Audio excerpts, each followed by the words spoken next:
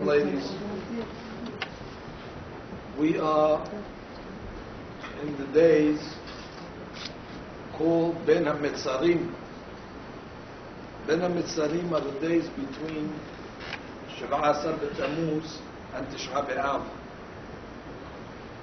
These are 21 days. If you count from Shiv'a Asar B'Tammuz until Tish'a B'Av, you'll count exactly 21 days, not including Tish'a B'Av. This is brought down by many books, the special powers of these 21 days. Rabbi Ari writes it in Sha'ar HaKavanot. There's another rabbi called the Megaleh Amukot. He also mentions the special 21 days. The Ohev Yisrael, that's the rabbi, the Abder Rav, also says it, as well as the Hatam Sofer. The prophet Yirmiyah prophesied about the destruction of the first temple. And God asked Yirmiyah, Ma ata ro'eh?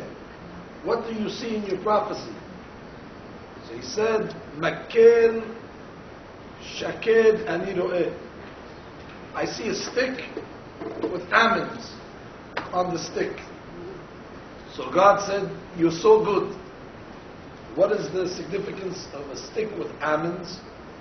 So Rashi comments that the almond, from the time it buds, the budding, to the time it grows, goes very quickly.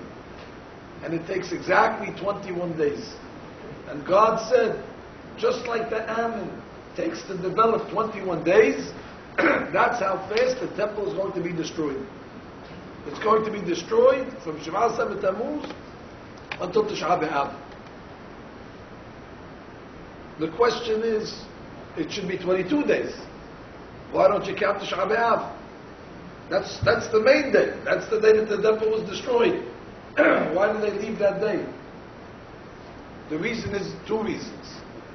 Number one, it says in the books that Tish'a B'Av is actually in the future going to be a happy day. It's going to be the happiest of days. Why? It says Mashiach ben David, the Mashiach, is born on Tish'a B'Av. That's why the custom is on Tish'a B'Av we don't ask forgiveness for sins. It's like a holiday. Normally, during the days of the week, we say, Anna, Hatati, Abiti, Bashati. On Tish'a B'Av, we don't talk about our sins, because it's a holiday, it's a mo'ed. Even though we don't treat it as a holiday, we fast, we're suffering. But since Mashiach is born on Tish'a B'Av, it's a day of great value. Not only that, the fact that the Beit HaMikdash was destroyed on Tish'a B'Av, as bad as it sounds, it was actually something better than the alternative. The alternative was that God could have Has v'Shalom destroyed the Jewish people. Then we wouldn't be here to talk about it. God forbid. So instead of taking his anger out on the people, he took his anger out on a building. A building you can replace, but you cannot replace the Jewish people. So there's a silver lining in Tish'a B'Av, that even though it's a day of destruction, but at least the Jewish people were spared. I'll give you an example that the books say. There was a king, he was making a wedding for his son, the prince. And the king makes a wedding on his lawn. In the backyard, there's a big, beautiful grounds. And he brings the best caterer, the best food, with the best orchestra, and he puts all the best tapestries and the best furnishings. What a day. And he had the best weather, even the weather he ordered. Everything was perfect on the day of his son's wedding. And they're a few hours away from the party, and the king gets news that his prince committed a major crime against the kingdom. And the king was furious. What kind of rebellious son is this? On the day of his wedding, he commits such a crime. In his anger, he went and he started taking all the chairs that were at the wedding and he started throwing them, breaking them. He went to the table with all the food, he flipped it over, he broke all the plates, he broke all the glasses, he took all the bottles of wine and he smashed them. He was going into a tirade. He went to the orchestra and he took all the instruments, God, he broke them. He's going out of his mind. My son, Rasha, Merusha, how can he do such a thing? After the king finished, there was one violinist that survived the whole anger. He came and he stands in front of the king and he starts playing the violin. He's playing the violin in front of the king. So the king says, "You fool, you don't see what I just did? You don't see how angry I am? For what do you come now and play music? What do you play music for? This is not appropriate." He said, "You know why I'm playing music? Because lucky that the king's son was not here. Because if his son was here, what you did to the tables and the chairs, you would have done to him. And therefore I'm thrilled that you took your anger out on the furniture. You're a rich man. Tomorrow your anger will subside. You'll get new chairs. You'll get new dishes. You'll call the caterer again. But if your son would have been here, you would have killed him. And there's no replacement. That's why I'm happy. You took your anger out on sticks and stones. And therefore, Tisha B'Av, as sad as a day as it is, there's a silver lining on the day. That God spared us and took the building away. God's very rich. Whatever He wants, He can come build another building even more elaborate and even more fancy and even more special. But at least Am Yisrael survived it. That's why when we talk about the 21 days, this is very important to get this. The 21 days is from Shiva Asar B'Tammuz up until Tisha B'Av, not including Tisha B'Av, because really Tisha B'Av is special. There's, like I said, there's an optimistic way of looking at the day.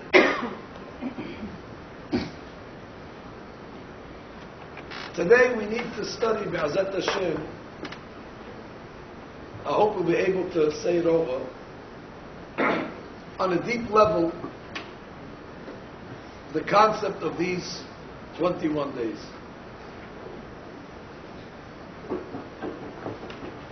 Our rabbis tell us, and it's in the Zohar HaKadosh many times, that when the Beit HaMikdash was destroyed,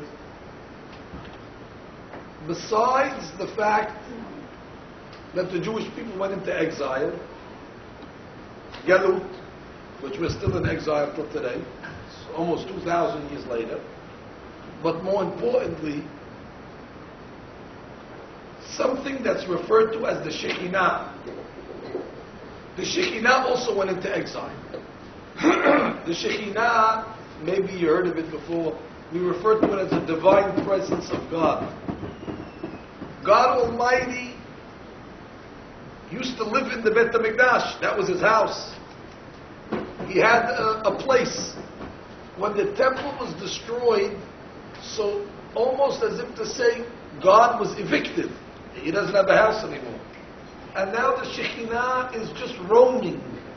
This divine presence is just going with the Jewish people into all their exiles. Instead of living in Jerusalem, in the house that God built, now it's on a very low level. If you think we're in pain in exile, the Shekhinah is suffering even more. Because the Shekhinah, which is the divine presence, doesn't want to be in the exile. It wants to be in Jerusalem. The Shekhinah is holy.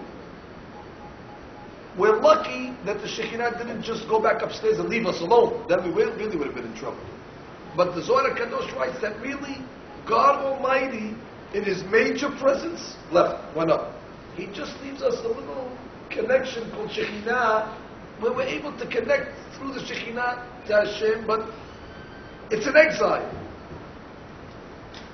I want to tell you a big Hadush here. Again, I hope I'll be able to explain these concepts. They're very, very deep. But I have no choice but to tell you these chidushim, just so you can expand your horizons a little, to understand the significance of what's taking place.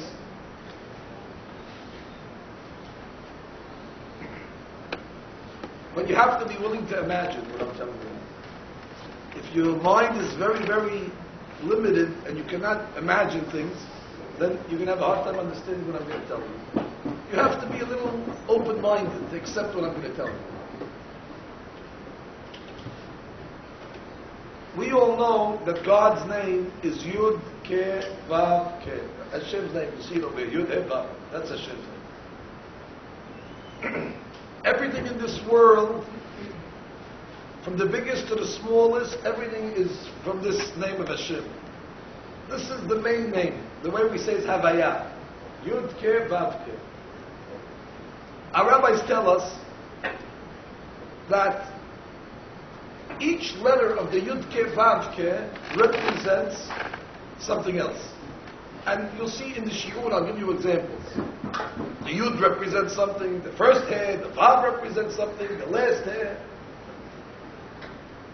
Hachamim say that the last hair, hair Aharona of Shem Havaya, that represents the Shekhinah.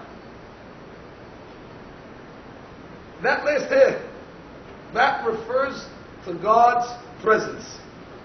The Shekhinah Kedoshah is in the last hair. That's why you have to imagine, because I know you're thinking, what's a letter? What do you mean there's Shekhinah? But the Holy Book says, we have to give a symbol.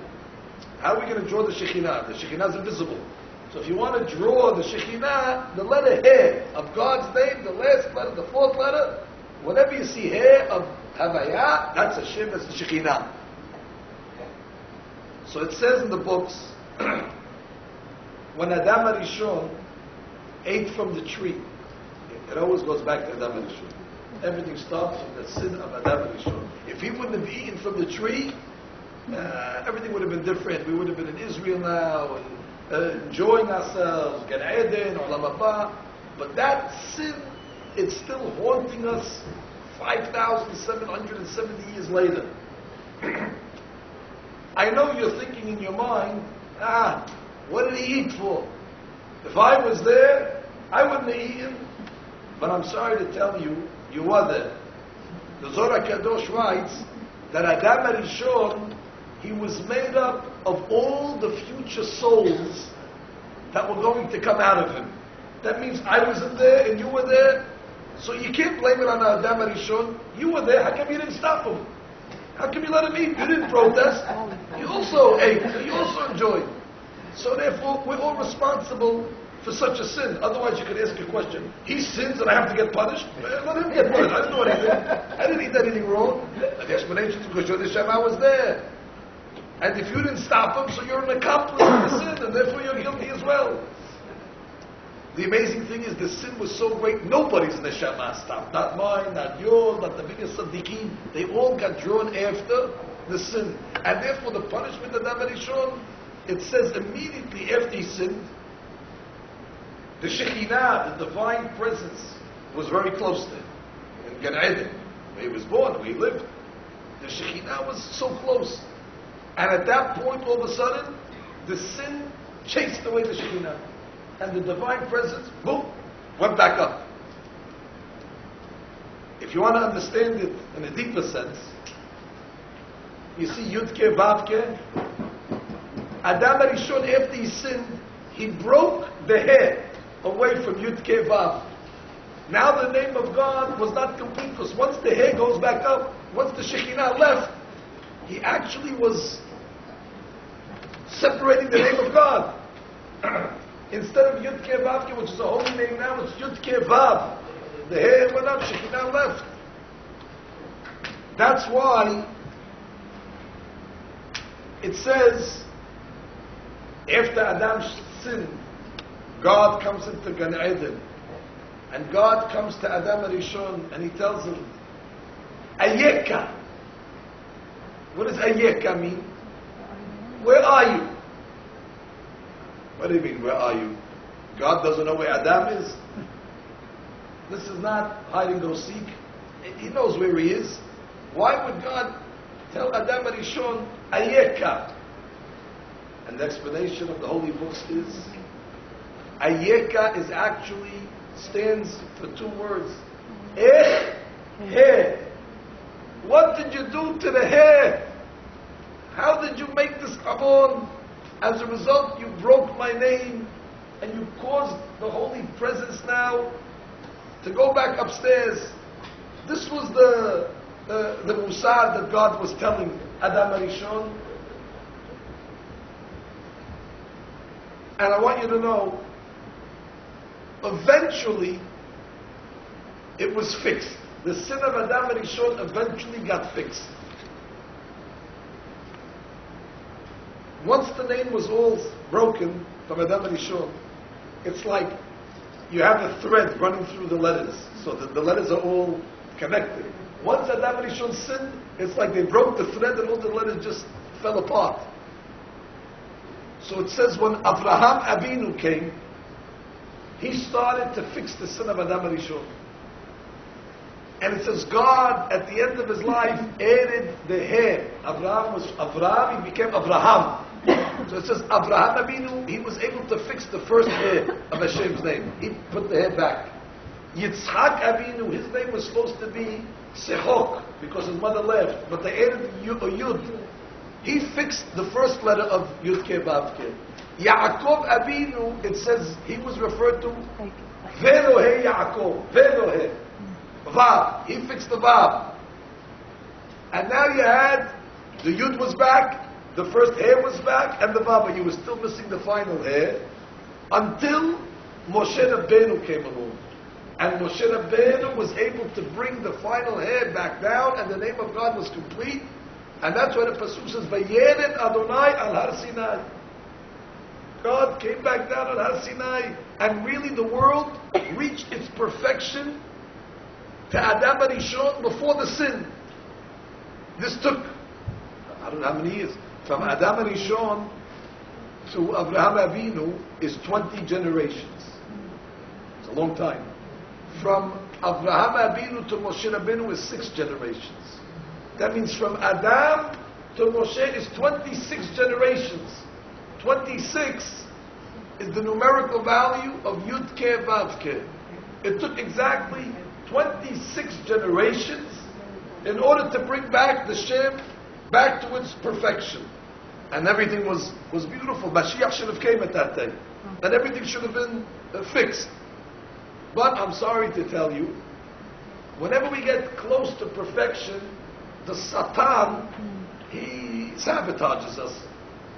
We can't keep the level. Shortly thereafter that, we worshiped the golden calf. And after we worshipped the golden calf, we went back down to breaking all the things. Shekinah went back up, and everything became a big mess. It was a big mess. It was terrible. Incidentally, bad things happen on bad days. The golden calf, you know when we did it? You know when the anniversary of the golden calf was? Shiva Asar B'Tammuz. On the first day of the 3 weeks. That was before the temple was destroyed, many years before. So that day was earmarked for catastrophes. Anyway, after they worshipped the golden calf, now you have to pick up the pieces again. What a shame. You can only imagine how sad Abraham, Yitzhak, and Yaakov and Moshe were. They worked for 26 generations to put the puzzle back together, and when they finally got everything back together, the Jewish people came, and they broke it apart. To show you the greatness of Moshe Rabbeinu. If I was Moshe Rabbeinu, I would have quit. Finished. You can't deal with these people. These people are they're unbearable. You cannot deal with them. After all the hard work I do, and they come along and they come up it, and one worshipping of the golden calf, they couldn't wait a few minutes till I came down, a few hours. But Moshe Rabbeinu was so great. Moshe Rabbeinu put his own ego on the side. He was very humble. He said, even though they messed up, and even though they did such a avon, all right, we have to start again. We have to start again. And they started again. And we got to a level where we were able to build the first temple, which was built by King Solomon. At that moment again, there was a great chance in history for the world to reach its perfection. The hair came back down, the yod, everything was unbelievable. But, as I always told you, what happened was, the Jewish people, in the first temple, they started to commit three major sins. One sin was Gilui Arayot. They started to commit sins of immorality. Immorality, as we know today, there's no new sins. It's the same old sins. But they committed those sins, whether it was adultery, whether it was all sorts of perverted behavior. And God cannot tolerate immorality. And then they even reached the level of murder, where they started to act violent to each other. And finally they got to the worst level of idolatry, and God said, I cannot tolerate it anymore. They almost reached the perfection, but then the Satan came in and spoiled it again, and he destroyed the first Beit HaMikdash. It's a cycle. 70 years later, the second Beit HaMikdash was rebuilt. We were able to recover from that situation only after 70 years, and the second temple was rebuilt. It wasn't as magnificent as the first temple, but it was a temple nonetheless. But then, after 420 years of having Beit HaMikdash, God destroyed it as well. And the rabbis tell us the sin of the second Beit HaMikdash was a sin called Sinat Hinam, baseless hatred. That people did not know how to get along with each other. And our rabbis tell us, what is worse? Immorality, idolatry, and murder.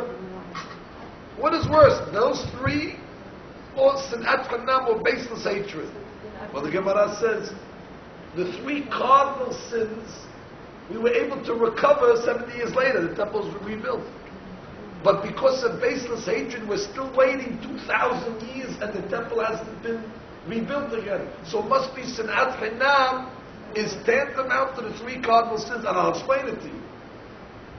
I'll explain to you how. Hakamim say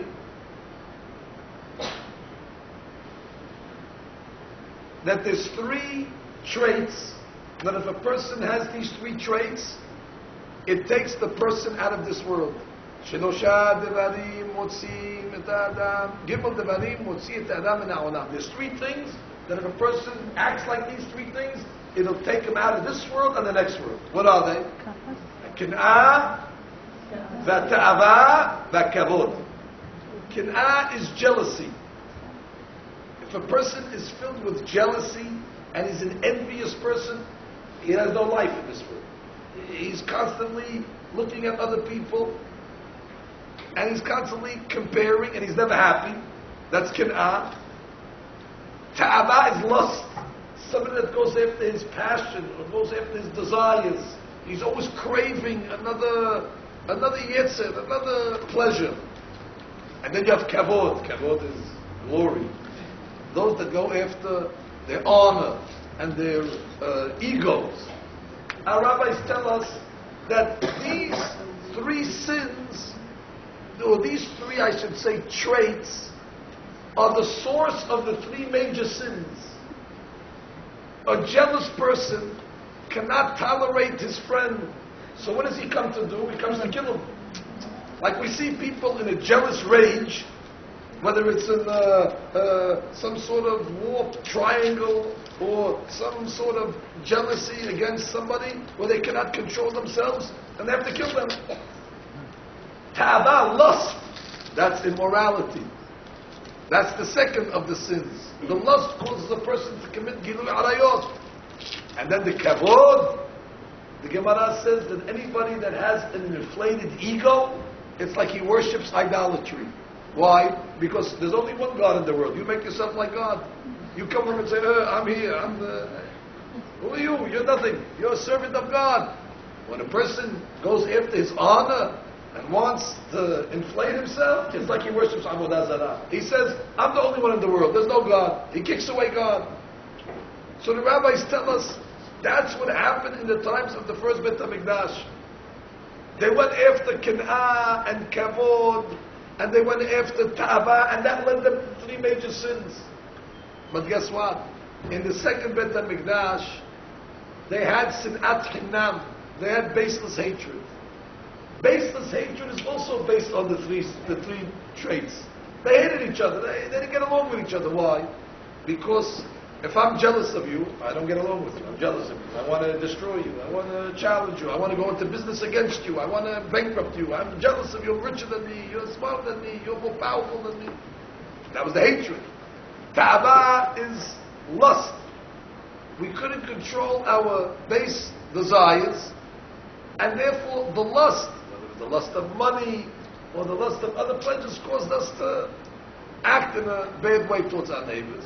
And of course, kavod also, the honor, seeking honor, also led to these things. Our rabbis tell us in the Gemara, it says every night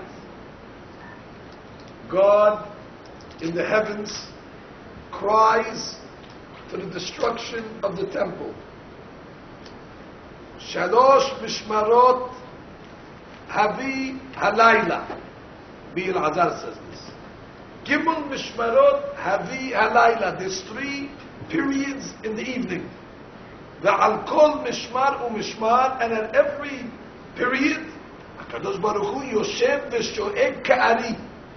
God cries out and he roars like a lion. Maybe one time when you were sleeping, you heard the voice of a lion. That's God. In the heaven, he roars like a lion. Ve'omer, and he says, Oy lebanim sheb'avonotehem v'harabti beti. Woe to my children that I destroyed my house. V'sarafti hechali, and I burnt my temple. V'igletim v'na'umot, and I exiled them throughout the nations of the world. And the Gemara quotes a pasuk. How do we know that God cries 3 times in the night? Shneimar, Hashem mimmarom yish'ag, sha'ov yish'ag al navel. Hashem mimmarom, God in the heaven, yish'ag. Yish'ag is he roars. That's one word. Sha'ov yish'ag. 2 more. That's 3 al navel on his temple. The Gaon of Vilna says, what's the nature of these 3 cryings? That means, let's say, 1 o'clock in the morning, at 3 o'clock in the morning, at 5 o'clock in the morning. Those are the 3, let's say, periods, for argument's sake. It's not 1 and 3 and 5, it's different. But I don't want to confuse you more than I'm doing already today. It's 3 times in the night. So the Gaon of Vilna says the first crying is, what's the language of the Gemara? Sheherafti et beti. The Gemara Ta'anit says, just like there's a temple on earth, there was a Beit HaMikdash in heaven. God has the Beit HaMikdash in heaven. It's a virtual temple. Before the temple on earth was destroyed, God destroyed his temple in heaven. Once the temple in heaven was destroyed, then automatically the temple on earth has to be destroyed as well. So the first crying is, Sheherafti et beti, my house in heaven. The second crying is, Sarafti et echali, I burnt the one that's on earth. And the third crying is, woe that I had to send my children out into exile. But I saw an unbelievable explanation. Why 3 times? Listen to the explanation. Listen deep now.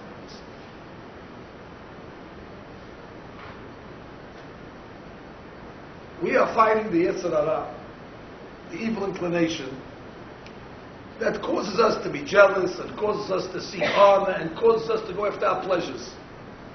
And as a result, he's winning us. And as long as we cannot overcome these 3 traits, so then the temple will not be able to be rebuilt because of these 3 traits. That's why the temple was destroyed. So the Gemara says, you cannot fight the Yetzer Hara on your own. He's made out of fire. We're mortal human beings. How are you going to fight this Yetzer Hara? He's a monster. We cannot fight him. So the Gemara says, you have to fight him yitkaber ka'ari. You have to Overcome him like a lion. But I'm not a lion. I can overcome him like a lion. I'm a human being. Call me whatever you want. Call me the biggest lion. But I'm just a human being. But God is an Ari. God is called a lion. God is considered an Ari. And our rabbis tell us that God helps His children overcome the Yetzer Hara. And that's what it means that 3 times a night God roars like a lion. The first time of the night, He's crying for His children that they should be able to overcome jealousy. And the second time of the night, He's crying that we should be able to overcome honor. And the third time of the night, He's praying that we should overcome lust. And therefore we have a Kadosh Baruch Hu roaring like a lion. He's the lion. And He gives us like a help in order that we should be able to beat the Yetzer Hara. Because once we overcome these 3 traits, then already the temple can be rebuilt and everything is over. So God wants it more than we want it. One day, when you'll be walking in the street, and somebody will insult you, God forbid, and you'll be able to brush it off and not let it affect you, you have to know that's a result of you, because you controlled yourself, but it's also a result because the night before, God was crying in the middle of the night, roaring like a lion, that you should be able to overcome the Yetzer Hara. This is the crying of the 3 times in the night. But listen what I'm going to tell you. The Gemara says, Shalosh mishmarot havi halayla. There's 3 mishmarot in the night, but it says havi. There is in the night. There's 3 periods in the night. Havi. Look at the name of Hashem. You see, look at the first 3 letters. Boggle them in your eye. What does it spell? Havi. He is the second letter. Vav and Yud. As long as the temple is not built, it's Havi. We're missing the final hair. And that's why God's crying, Shalosh Mishmarot Havi. And then Halayla stands for He Laila. In the darkness of the exile, the hair is in exile. He Laila. The hair is in darkness. And that's why God's crying, Have Halayla. Because the Have, the first 3 letters are separated from the hair. And therefore God says, but it's up to you. I'm going to cry that B'ezrat Hashem you'll be able to beat the Yetzer Hara and overcome the 3 corrupted traits. But what happens? On the day of Tisha B'Av we read a book. The book is called Echa. Megillat Echa. Why? God tells the Jewish people, Echa, again, you know what Echa stands for? Ech, hair. What did you do to the hair again? Just like God told Adam Arishon, Ayeka, Ech, hair. He tells it to us again on Tisha B'Av. What are you doing with the hair? Echa yasheva badad. Why is the hair sitting alone? How come you're not bringing it back to connect it? And you might say to yourself, Rabbi, I'm a simple person. This is Kabbalah you're telling me now. Put the hair back to the hair. I don't know how to do this. This over here is for tzaddikim in Jerusalem that are involved in all sorts of, deep meditation.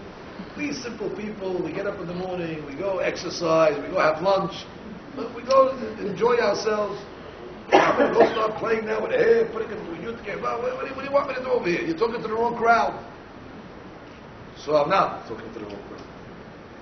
One of the great rabbis said, everybody has a responsibility to lift the Shekhinah out from the exile.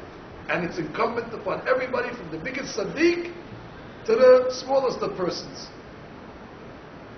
And he brought a proof to this. It says in the Pasuk in Parashat Terumah, the Be'er B'nai Israel, speak to the Jewish people, God says. V'yikhu li terumah. Terumah is a donation. God says, speak to the people and take from me a donation, me'et kol ish, from everybody. Nobody's exempt. Everybody has to give a donation. So the rabbi said, but on a deeper level, you know what terumah stands for? Tarum he. Tarum he means lift and raise the head. God says to the Jewish people, "V'yidchuni terumah." Everybody has to lift their head. Who? Ve'et kol ish. From everybody. Nobody can say you cannot do it because your neshama was part of Adam Rishon. So the same neshama that has the ability to chase the Shekhinah away, the same neshama has the ability to bring the Shekhinah back down. I'm going to tell you how to do it. I cannot leave you without telling you how to do it. I'm just giving you the concept for what the work is. There was once a big rabbi. His name was Rav Zusha. The big tzaddikim, whatever happened in their life, they would always connect it back to the religion, to God. One time he was walking, and he sees a Gentile, a farmer, and he's loading bales of hay on his wagon. So the Gentile tells Rav Zusha, "Can you help me lift the hay?" So Rav Zusha says, "I can't." So the guy says, "No, not you can't. You don't want." Wow. And then Rav Zusha started crying. He said, "God is giving me a lesson. The guy is coming to say to me, you have to lift the hay. The hay is the hair of Hashem's name. You have to lift it." He says, "But not that I can't. I don't want to do it. I'm not interested." And everybody has to say to themselves, you have to do it, and you can do it.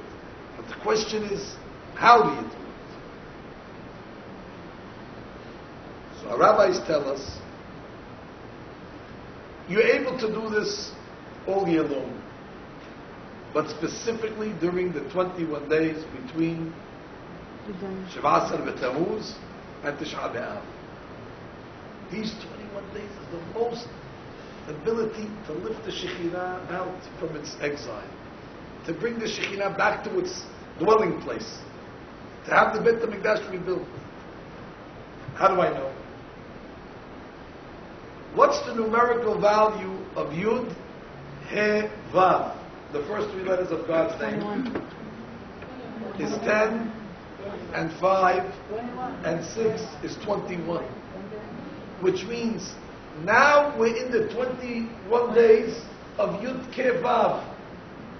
The Hachamim tell us, once the Beit HaMikdash will be rebuilt, then the He is going to join it. But it's the 21 days that we work on lifting the Shekhinah back. Our rabbis tell us Tisha B'Av is Keneged the He. That's why it says there's 5 things that are forbidden on Tisha B'Av, just like on Yom Kippur. What are the 5 things that are forbidden? Eating and drinking, that's Asur. You can't eat and drink on Tisha B'Av, we know that. You cannot wear leather shoes on Tisha B'Av. One is not allowed to anoint themselves with creams and different, which includes also, one is not allowed to bathe, that's the 4th one, and of course, relations with husband and wife is forbidden as well. Those are the 5 things. The 5 things that are asur on Tisha B'Av is keneged the head. And therefore, we keep the 21 days, and then we keep the 22nd day, which is really the first 21 days, Yud Ke Vav. Then we get to the big day. That's why it's a holiday Tisha B'Av. With the holiday Tisha B'Av, with the 5 things that we forbid on ourselves, we're able to lift the Shekhinah back, and now we have Yud Ke Vav. But now I need to explain to you how this is done. Now we have to get to the bottom line. How do you do this? Hachamim say,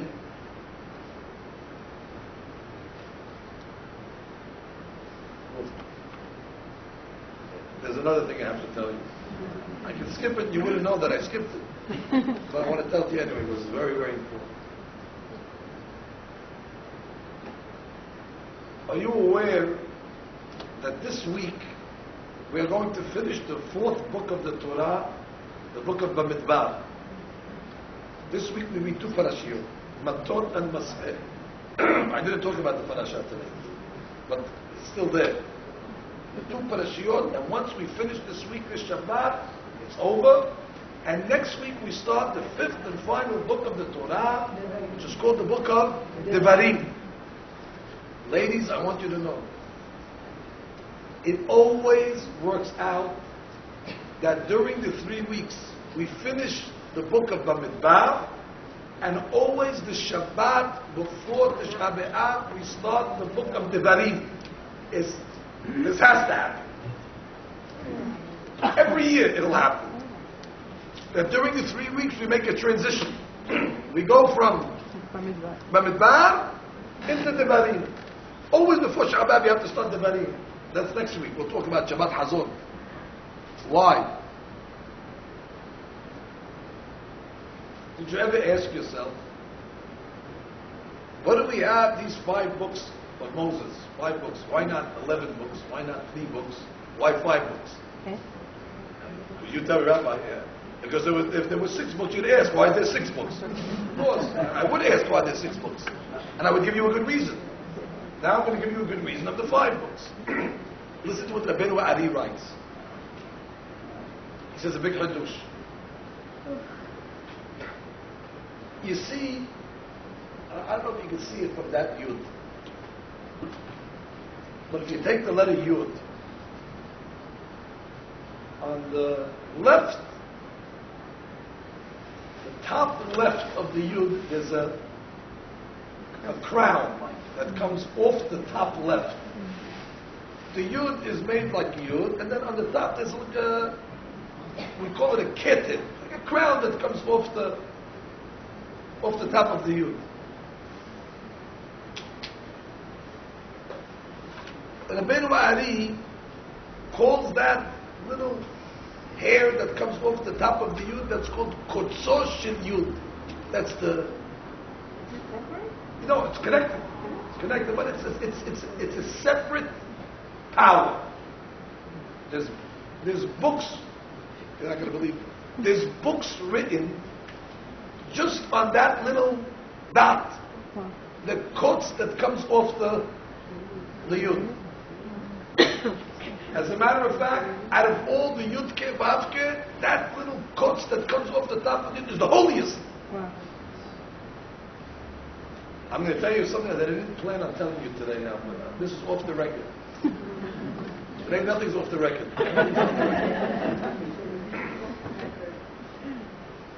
The holy books say that the human body also corresponds to Yud Ke Vav Ke. It says that the head is a small little head. It's like the Yud. And the spine of the person, actually before you get to the spine, then you have the torso. The torso, the shoulders is like a hair. That's the midsection. And then the spine is like a vav. And then the legs, again, 2 legs is like a head. I don't know if you ever played the game Hangman. Yeah. If you played Hangman, and you draw the picture of the hangman, you draw Yud, and then you draw the body, like that, and then you draw the spine, and then the legs again. So it's Yud, Head, Vav, Head. The human body is shaped Yud Ke Vav Ke. That's why whenever you look at another human being, you're looking at Yud, Head, Vav, Head. You're looking at an image of God. So you say, oh, this is very serious.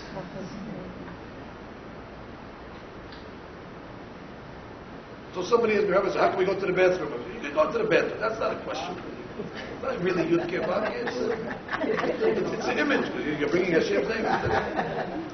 But anyway, listen to what I'm telling you now. So the rabbi asks, but you just told me that there's the extra crown. Where's that? So you tell me it's the hair. Oh, and if somebody's bald, he doesn't have a crown. Poor guy doesn't have a crown. Some of the biggest rabbis were bald because they don't have the crown. So the Arizal said, when the men in the morning wear the tefillin on their head, the tefillin, that's the crown of the youth. That means the holiest time of the day is when we're wearing the tefillin, because now you're perfect. Now you have the completion. So it comes out in Yud Ke Vav Ke, there's actually 5 parts. So he writes like this.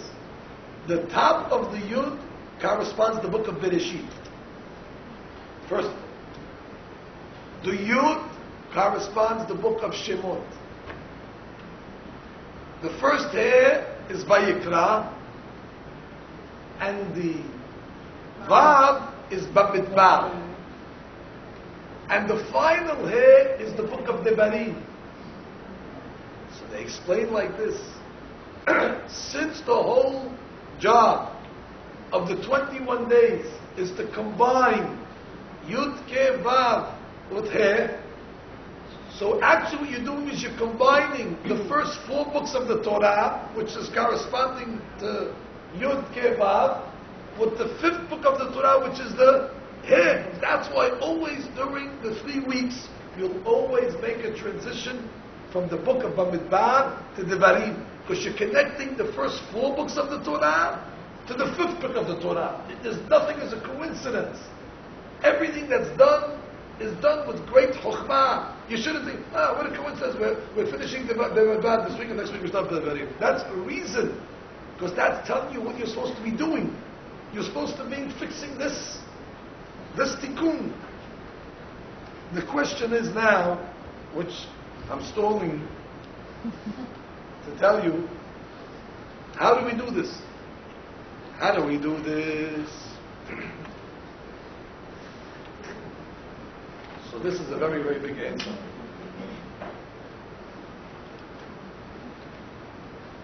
You have to know, ladies, I'm giving you this very quickly.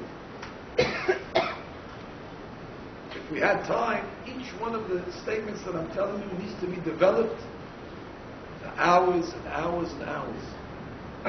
But at least you'll get the quick version of it, and then in the future years we can go back and open it up a little more. But for today, it's good.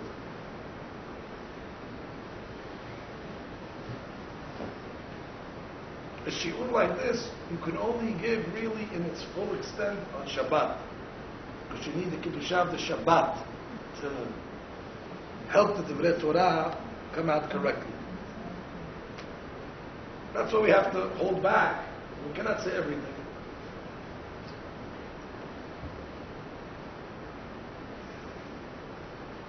I don't know how we'll say this Kiddush tomorrow in Deal. I don't know if Deal is capable of hearing the Divrei Torah that we have over here. I have to make a decision tomorrow. For sure, this holy group over here is worthy. Maybe closer to Shabbat. It's even better. Over here, for sure, you're on the level to hear this Divrei Torah. Watch what I'm going to tell you. This is from the Ben Ish Chai. It says in the Mishnah in Pirkei Avot, Evem et talmidav shel Aharon. Be from the students of Aharon. Ohev shalom verodef shalom. Ohev shalom is you have to love peace, and the rodef shalom literally means you have to chase after the peace. Not only to love the peace, but you have to chase after it. If you have an ability to make peace, you have to run down the block to make peace between two people. Ohev shalom verodef shalom. But the Ben Ish Chai explains on a much deeper level, what does it mean, Ohev Shalom and Rodef Shalom? He brings down the statement of the Achamim, that if you will be Ohev Shalom, then God will be Rodef Shalom. If you bring the peace, Ohev Shalom, you bring the peace, you make the peace, God will chase away the peace.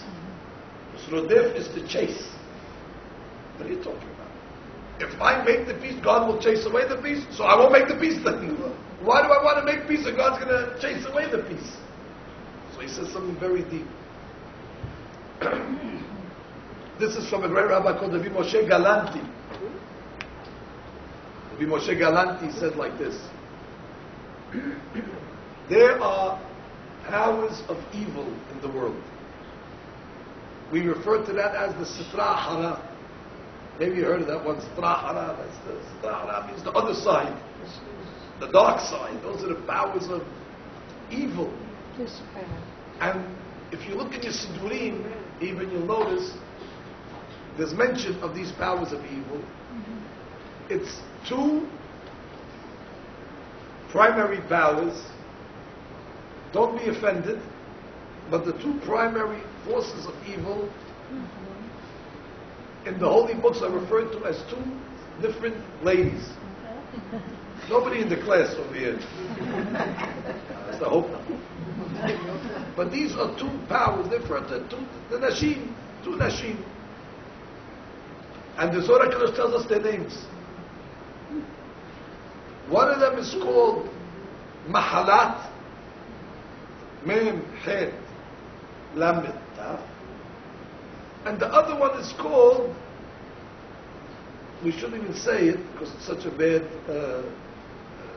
demon, Lamed Yud Taf. Like the flower, a lily flower with a taf at the end. Lily, but it has a taf, not lily. It's lily taf. These are the two forces that the books talk about. And they all have an army. It says Mahalat has an army of 478 soldiers. The numerical value of its word, Mahalat.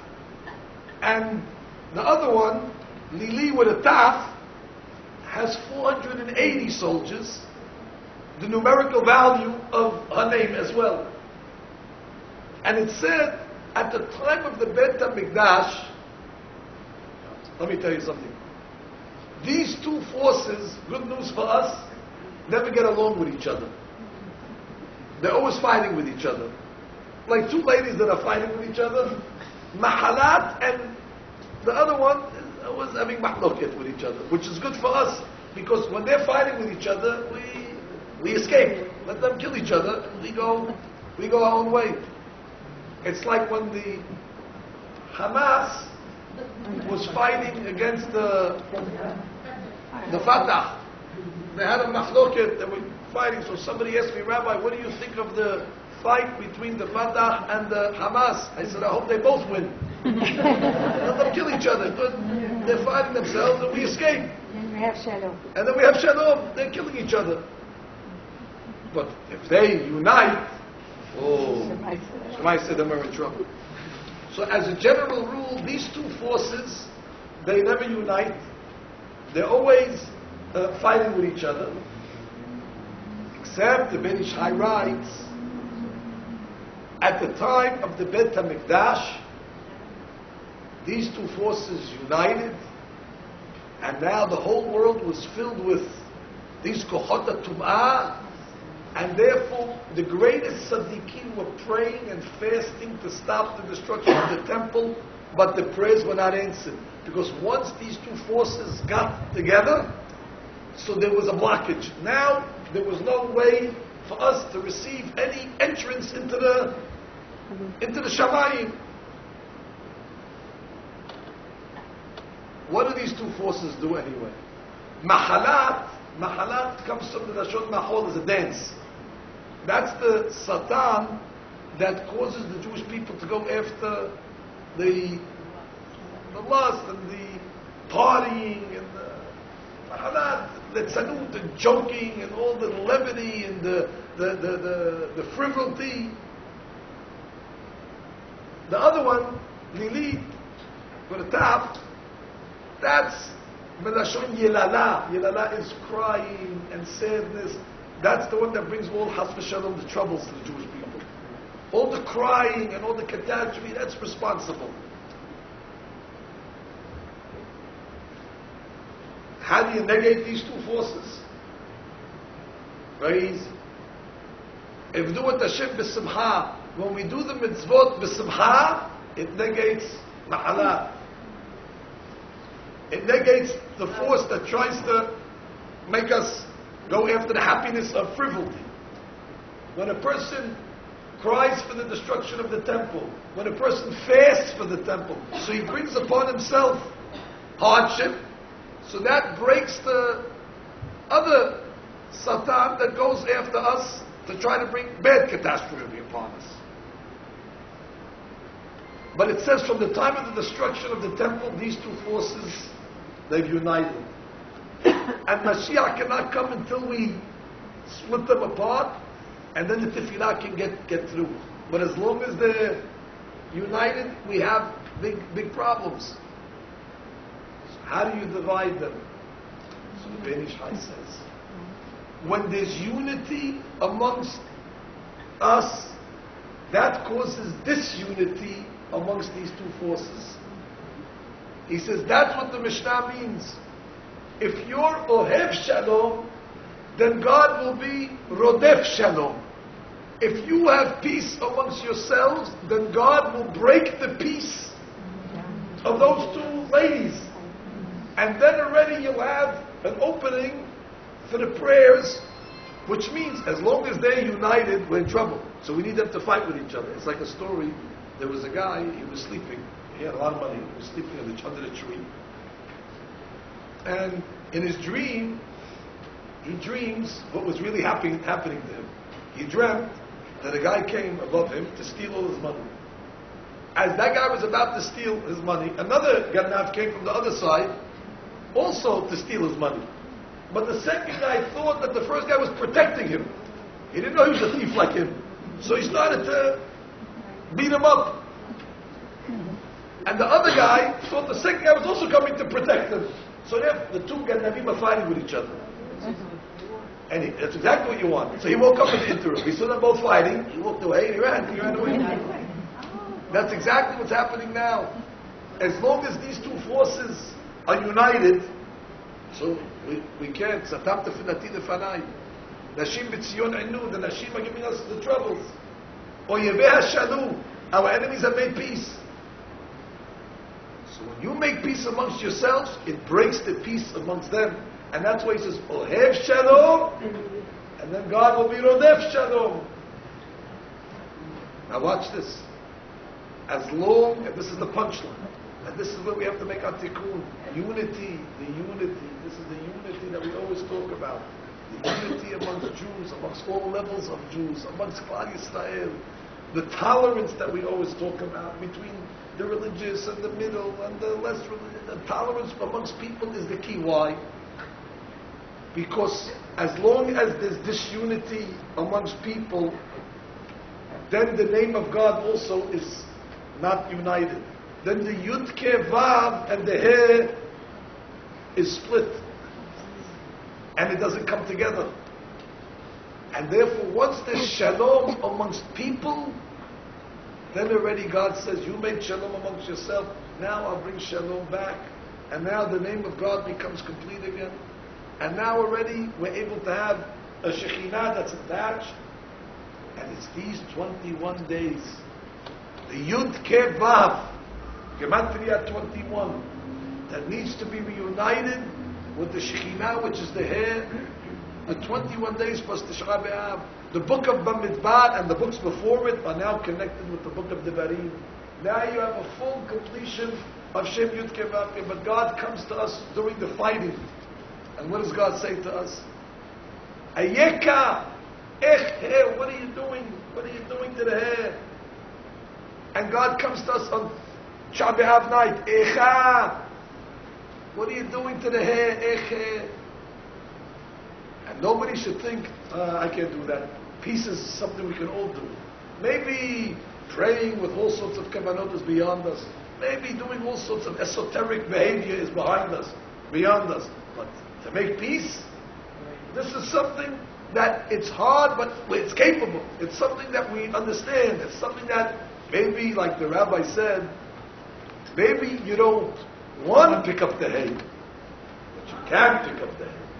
Which means, that's very hard thing. Of course, it's hard, but it's doable. But it's something that's not beyond us. If I were to tell you The only way to bring the Bet HaMikdash back is to take the Siddur and you have to pray with all the kavanot of the Ben HaRashash. I can't even read Hebrew. How do you want me to pray now with kavanot HaRashash? This rabbi is beyond me.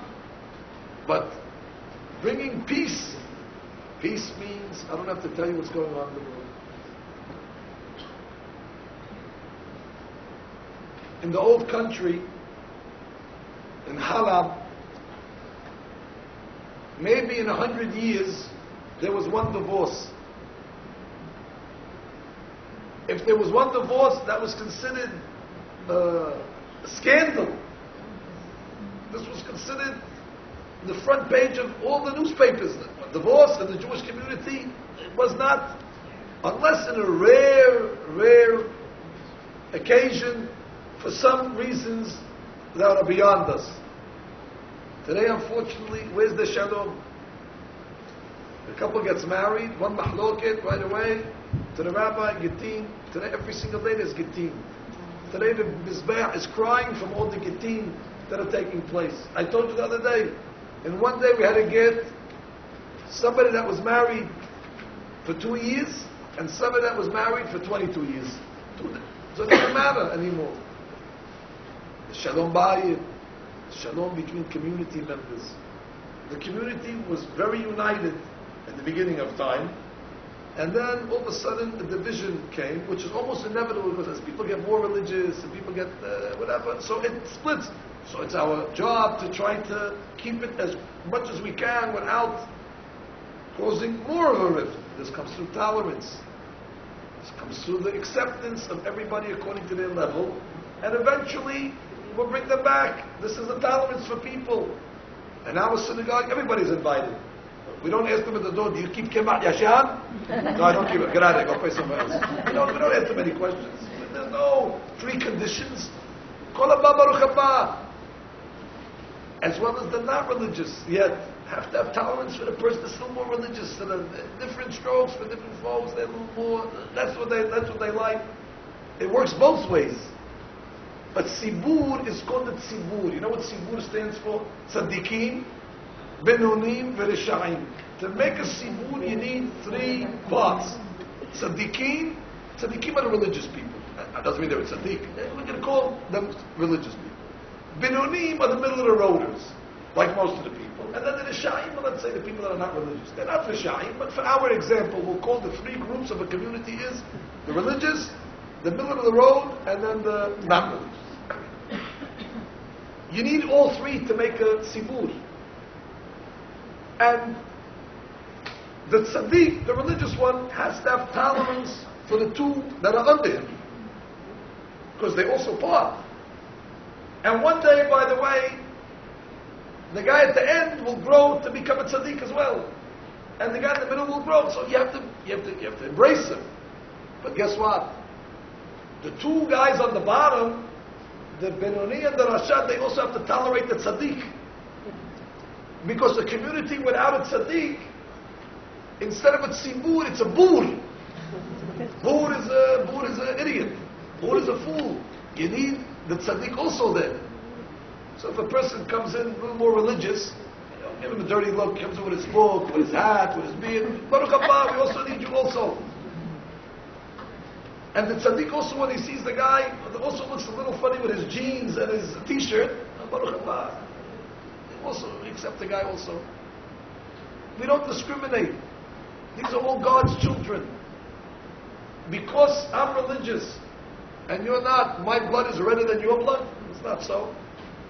Am I any less related to Avraham, Yitzhak, and Yaakov than you are? You're also related to Avraham, Yitzhak, and Yaakov. You have the same lineage as I do. You take my family tree and your family tree, we're related to the same tzaddikim. I'm better than you, I'm not better than you. And the attitude has to be as well. You're not better than me as well. That's the tolerance of people. This is a very, very big discussion. It's not easy for both sides to tolerate each other. It's not easy. Because the religious person, he cannot tolerate the irreligious person. No, you're making averot. You're going against God. You're not dressed in the proper. Hey, God isn't. God says, relax. It's my law. It's not your law. What are you getting all excited for? You're not my secretary. God said, I'll take care of it. It's my law. You just have to make shalom. And B'ezrat Hashem, through peace, you're able to get them back. But through imposition, through imposing, and through pressure, and through all these methods, it only pushes the people away. Even me, don't tell me what to do, you tell me what to do now. You're going to impose on me now and tell, there's a way to do it. Chacham Baruch Hashem used to teach us many lessons, and over time we understood. Not with a hammer over our heads. That's the test of the religious man. To tolerate the rest of the community. And the job of the irreligious or the middle is also very difficult. Because they don't want to see a bunch of black cats walking in the street. They don't want to see a bunch of religious people because they feel guilty. They want to go do what they want to do, and then they see a guy walking in the street with a Gemara under his arm. That's a conscience now. Oh, they have to look at this guy's face now. It takes away from they want to go enjoy life. Even if the guy doesn't open his mouth, the religious guy. His just being bothers him. Your existence bothers me.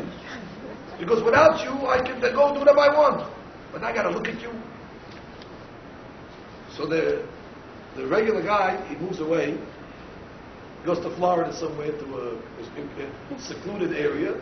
All of a sudden, 2 years later, there's a bunch of black cats walking in the neighborhood. You are here now? What did you do over here? We tried to run away from you. And now you're also over here walking with your books and in your classes. We can't get rid of you. And then, okay, we'll go to somewhere in Deal, we'll hide out in a secluded area. Boom! There they are again. Because that's the sibur. You need all three parts. All three parts always going to be next to each other. The tzaddik, the benoni, the rasha. That's how we always live. But the tolerance, to understand them. There's a lot of lashon hara that goes on. These black cats, they do this, they do that. Most of it is hearsay. Most of it is not even true. Just the haki in the street. They did that happened. You have to know what they do. Both sides. Both, absolutely. More so. It's much, I believe, as my heart says, it's easier for the other two to have tolerance for the religious guy than it is for the religious guy to have tolerance for them. It's very hard for the religious person to have tolerance. But that's what we have to work on.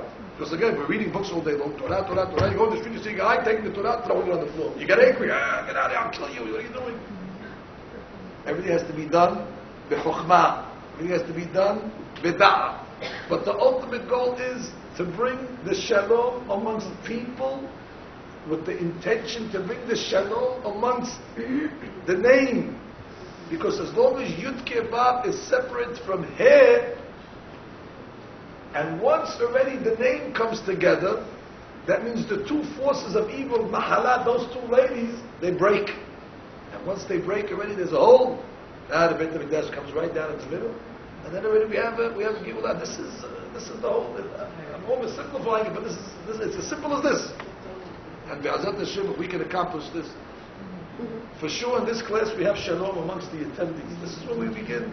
One rabbi said, when he heard such a talk like this, the rabbi said, you know what? My goal is to make world peace. And then he said to himself, world peace? I'm going to make peace of the whole world. You know what? I'm going to make peace in my country. Then he said to himself, peace in my country? The country is humongous. How am I going to make peace in my country? You know what? I decided I'm going to make peace in my city. But even the city, he said, is so big. And then he said, you know what? Forget about it. I'm going to make peace in my community. But the community is 100,000 people. And then he came to the conclusion, he said, I'll make peace on my block. And then at the end he said, even that's too much. I'll make peace in my family. And that's everybody has to do that on their own. Shalom bayit, shalom in their family. But if everybody does their own to promote such things, then B'ezrat Hashem, it'll lead to the ultimate unification of the Yud Kei Vav to the He. These 21 days, that are days now that are earmarked for trouble, B'ezrat Hashem will be earmarked for the 21 most happiest days. Ha'emet v'shalom ehabu. Adonai was da'amo yiten. Adonai barech et amo v'shalom.